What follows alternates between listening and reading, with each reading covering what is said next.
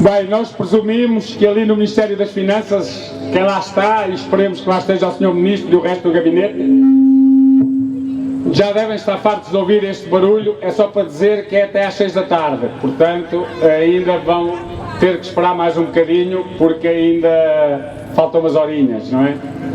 Bom, a nossa vinda hoje aqui teve a ver com o seguinte.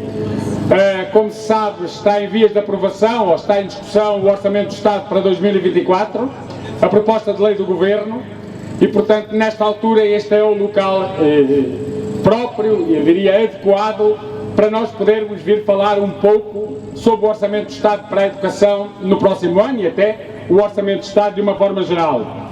Eu acho que nunca é demais lembrar que, não nos limitando às questões da educação, este é o governo que talvez neste tempo, nestes anos todos que nós temos vivido, é dos governos que mais tem feito mal às funções sociais do Estado e aos serviços públicos.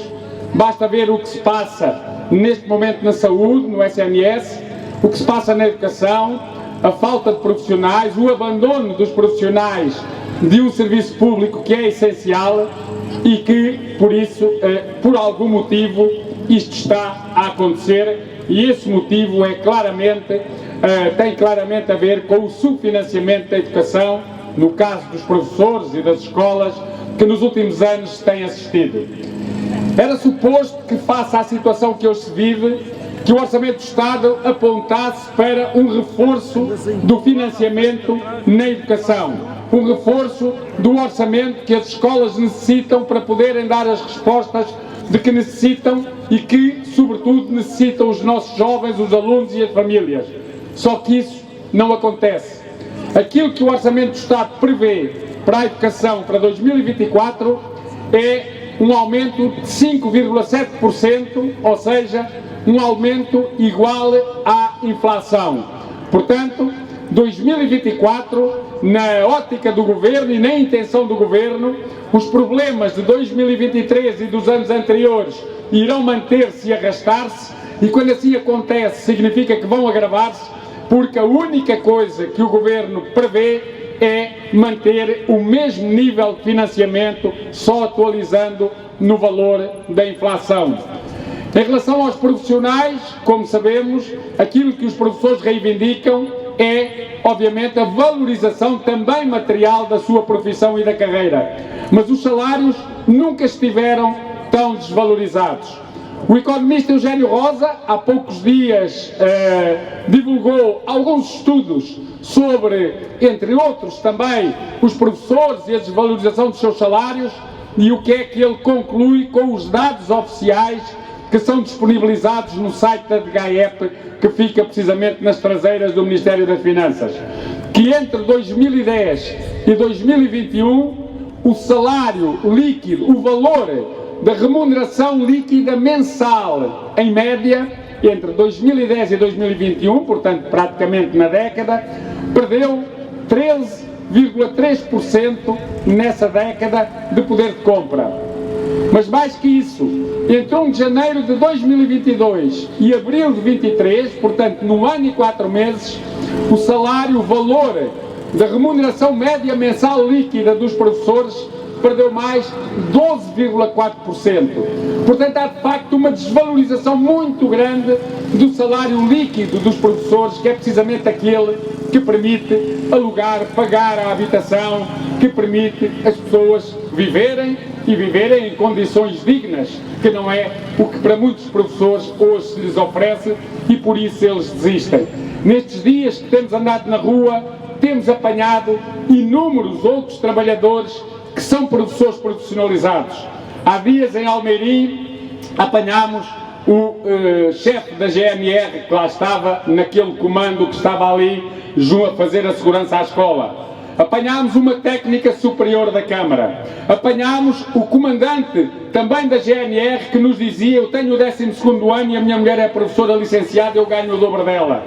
Encontramos condutores do INEM, encontramos condutores de autocarros, encontramos maquinistas da CP, ou seja, hoje quase todas as profissões servem para que muitos professores que quiseram ser professores abandonem a profissão, porque mesmo quando o seu salário é inferior na base, depois não têm aquilo que hoje vivem os professores, que é serem deslocados para centenas de quilómetros das suas casas para o Algarve, para Lisboa, para o Alentejo, professores de Braga, de Guimarães, de Trás-os-Montes, para as regiões autónomas e, portanto, como se percebe, o salário é mais do que insuficiente para fazer face àquelas que são as despesas hoje de qualquer ser humano, de qualquer família, e por isso a desvalorização salarial tem sido tremenda também nos professores.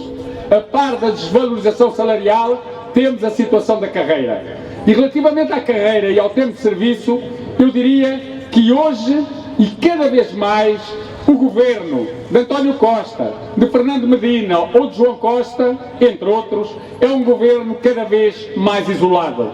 Nós sabíamos que à esquerda, os partidos à esquerda do Partido Socialista, têm há muito, desde 2019, defendido a recuperação integral do tempo de serviço dos professores, apresentando propostas.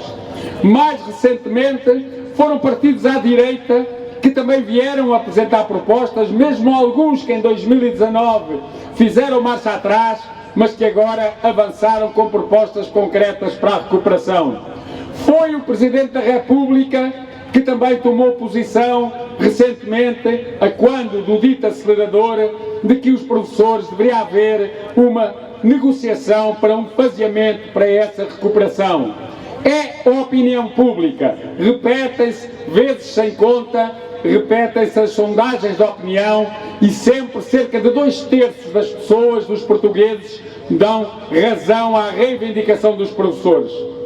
Mas faltava ainda a cereja no topo do bolo, que era dentro do próprio Partido Socialista, e tivemos há dias o deputado e ex-ministro Pedro Nuno Santos também a dizer que não se percebe porque é que o governo continua obstinado e teimoso a não querer contar o tempo de serviço dos professores.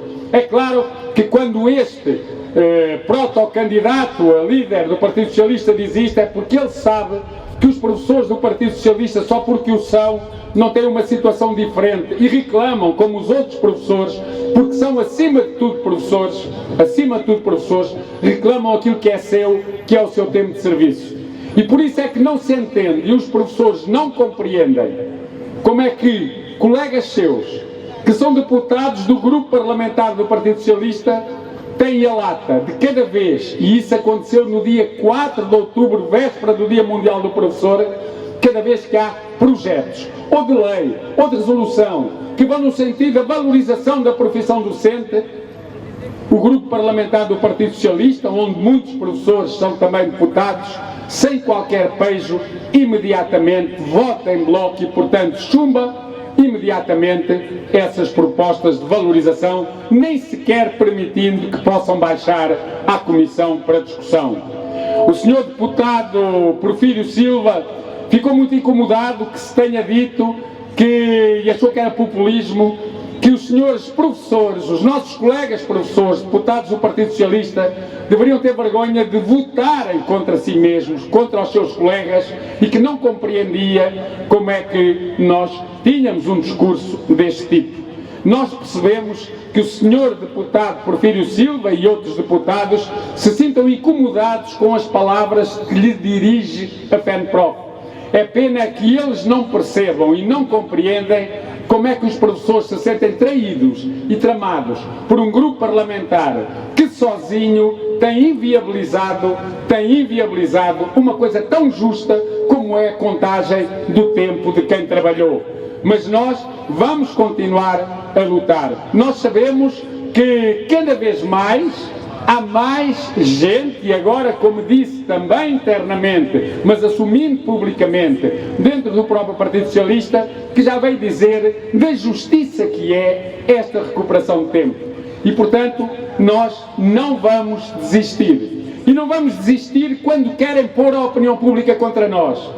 O António Costa disse em tempos que ou eram os professores ou era o IP3, para tentar que pelo menos aquelas populações ficassem contra esta nossa reivindicação. O Fernando Medina, Ministro das Finanças, veio dizer há dias que ou eram os professores ou era a baixa dos impostos? Na verdade, também não se nota qual é a baixa dos impostos, verdade se diga, mas tentar dizer aos portugueses que contar o tempo de serviço aos professores punha em causa uma eventual redução dos impostos é, mais uma vez, uma forma muito baixa de tentar virar os portugueses contra os seus professores, o que nem sequer corresponde à verdade que uma coisa tenha a ver com a outra. Se não há mais investimento na profissão, se não há mais condições para as escolas poderem dar melhores respostas, isso tem a ver com o baixo orçamento que a educação tem disponibilizado. Só para termos ideia, tendo em conta os valores do Governo de aumento do PIB, do Produto Interno Bruto, e também a atualização para 24 do valor do orçamento para a educação vai ficar a valer 2,9% do PIB em Portugal. E nem juntando o ensino superior e a ciência se chega aos 6%, porque fica em 4,3%. Portanto, aquilo que nós hoje temos é um problema de subfinanciamento da educação, de subfinanciamento também do ensino superior. Ainda hoje de manhã, o presidente do CRUP dizia, numa entrevista à televisão, que neste momento o ensino superior ainda só não abriu falência porque está a viver de fundos comunitários que, como se sabe, não tarda, vão acabar. E, portanto, qual é a situação que iremos ter? Ele dizia mesmo que as instituições têm dos melhores investigadores que Portugal poderia querer ter. E tem, mas não tem alternativa a não ser tê-los em precariedade, impedi-los de ter uma carreira. E em relação aos professores, a alternativa para muitos professores tem sido, de facto, o abandono da profissão. E isso não pode ser. E eu nem acredito que essa seja a posição dos professores. Passa hoje, na comunicação social, a notícia de que 84% dos professores, e que tem a ver com um inquérito feito por uma organização, 84% dos professores recomendam aos jovens que não queiram ser professores. Pois nós daqui dizemos o contrário. Os jovens queiram ser professores. Os jovens que abandonaram a profissão queiram voltar à profissão, porque as escolas, o país, as crianças e os jovens precisam de professores qualificados, precisam dos jovens da nossa profissão. Nós precisamos que esses jovens queiram ser professores e venham juntar-se à nossa luta pela valorização da profissão. Nós estamos a lutar por essa valorização para permitir e abrir portas ao regresso dos que saíram e abrir portas aos jovens para que eles queiram ser professores. Por isso nós daqui dizemos e apelamos aos jovens, venham para a profissão, escolham os cursos de professores, que nós não passemos a ter mais professores porque o Governo vai baixando o nível de exigência para se tirar os cursos. Nós queremos professores qualificados, defendemos professores qualificados e queremos que os jovens venham para a nossa profissão e apelamos a que eles não desistam de uma coisa que tantos gostam, que é ser professores. Nós estamos a lutar por eles, pelo futuro, e eles, quando cá chegarem, tenho a certeza, vão juntar-se à nossa luta, porque a escola e os alunos precisam desses professores qualificados, gente capaz de poder continuar a ter uma escola pública forte, democrática, qualificada, criar cada vez mais gerações bem qualificadas para o futuro do país e para bem dos próprios jovens. Nós iremos agora entregar ali a nossa posição sobre o Orçamento de Estado para 2024. Iremos também entregar a proposta que no dia 1 de setembro, embora ficando sem resposta, entregámos ao Ministro da Educação de recuperação faseada do tempo de serviço. Mas não nos vamos ficar por estas ações. Esta é uma ação simbólica, que estamos aqui porquê? Porque o Sr. Ministro das Finanças, no dia em que afirmou, numa rádio, numa entrevista, em que afirmou que eram os professores ou a baixa de impostos, também disse que não cedia a grupos só porque têm organizações com um forte poder vocal. Nós, como é evidente, não treinamos propriamente a vocalização, mas os professores têm uma voz bem forte, a voz da luta, a voz das manifestações, a voz das concentrações, a voz da exigência E são essas vozes que nós temos gravadas aqui e são essas vozes que eles vão ficar a ouvir até às 6 da tarde. Porque esta não é a voz de quem está hoje aqui a gritar, esta é a voz que os professores sempre trouxeram e continuarão a trazer à luta na rua, à luta e à exigência de uma profissão mais justa, mais digna e mais valorizada. Esta voz é a voz que se ouvirá sexta-feira, dia 27, nas iniciativas que acompanharão a greve nacional da administração pública. Esta voz é a voz que os professores irão juntar à voz dos trabalhadores todos deste país no dia 11 de novembro, às 11 da manhã no Porto, às 3 da tarde aqui em Lisboa, nas duas grandes manifestações que a CGTP promove exatamente neste período do Orçamento de Estado. E esta voz é a voz que se ouvirá no dia 13 de novembro, quando o Ministro da Educação estiver na Assembleia a defender o indefensável, que é o Orçamento para a Educação.